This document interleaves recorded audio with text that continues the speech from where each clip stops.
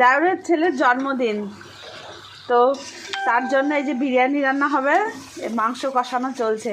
তো বন্ধুরা দেখুন তো কেমন হয়েছে, আর যদি ভালো লাগে তাহলে লাইক শেয়ার কমেন্ট করে পাশে থাকবেন। আর এখানে বিরিয়ানি ভাতটা হচ্ছে, এটা কিন্তু বিরিয়ানি হবে। বিরিয়ানি পাট এবার বসানো হবে, এর জন্য বেরেস্তা রেডি করা হয়েছে, ওগুলো ভেজে রাখা হয়েছে। দিয়ে কেশর, গোলাপ জল, কেওড়া জল, মিঠা আতর মিশিয়ে রাখা হয়েছে, ঘি মাখিয়ে রেখেছি।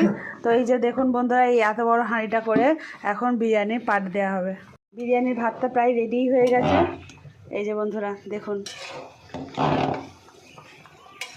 বিরিয়ানি রেডি হয়ে গেছে, মানে রেডি হয়ে গেছে বলতে পাট দেওয়া রেডি হয়ে গেছে, রেডি করা হয়ে গেছে। এবার আটা দিয়ে সিল করে দেওয়া হবে। ঢাকনাটা দিয়ে দাও,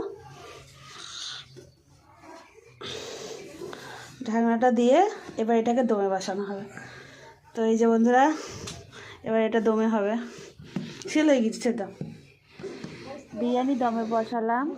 তো বিরিয়ানি কেমন হলো দেখতে পরের ভিডিওতে।